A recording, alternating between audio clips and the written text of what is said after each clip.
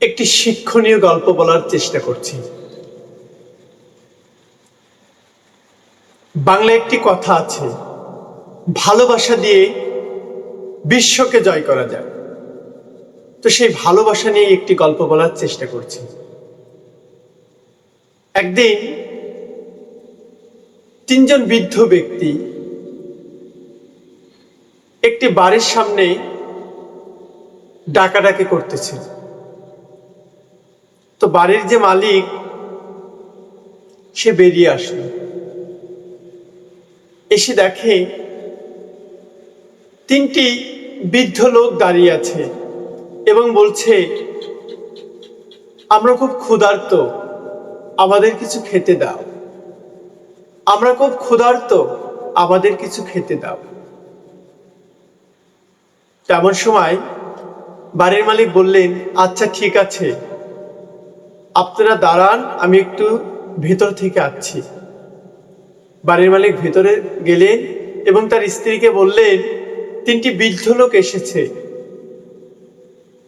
তাদের খুব খিদে লেগেছে, তাদেরকে খেতে দিতে হবে।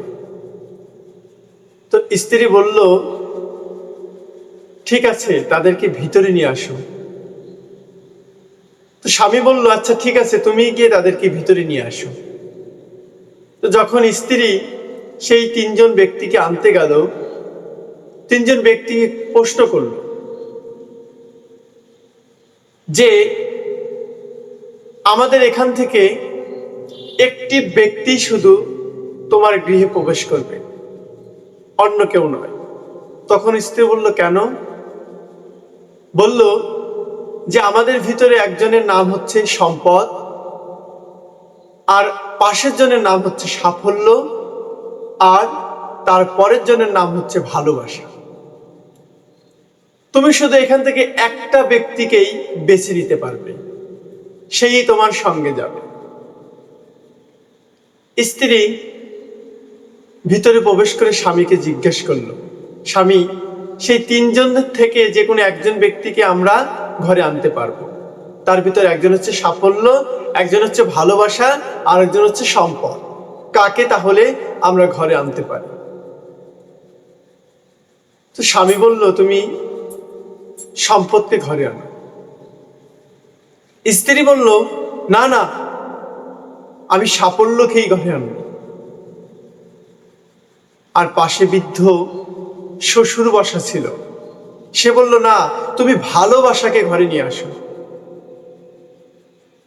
তো ছেলে এবং ছেলের পুত্রবধূ বাবার কথা শুনে ভাবলো, ঠিক আছে, তাহলে বাবা যেটা বলে সেটাই করা যাক। তখন সেই পুত্রবধূ বাহিরে গিয়ে বলল কি, এখানে ভালোবাসা কার নাম, সে আমার সঙ্গে আসুন। তো ভালোবাসা ব্যক্তিটি হাত তুলে স্ত্রীর সঙ্গে যেতে লাগলো। পিছে পিছে সে সাফল্য আর সম্পদও যেতে লাগলো। তখন স্ত্রী বলল যে, আমি তো শুধু ভালোবাসাকে ডেকেছিলাম, অন্য দুজনকে তো ডাকিনি। তখন সম্পদ আর সাফল্য বলল, আমরা ভালোবাসার সঙ্গেই থাকি, আর আমরা ভালোবাসার সাথেই থাকি, অর্থাৎ ভালোবাসাবিহীন আমরা কখনো থাকি না। তো এটাই হচ্ছে সবচাইতে বড় প্রমাণ যে পৃথিবীতে ভালোবাসার চাইতে বড় কোনো সম্পদে পৃথিবীতে হতে পারে না। তাই তো কবিগুরুরা বলে গিয়েছেন, ভালোবাসা দিয়ে বিশ্বকে জয় করা যায়।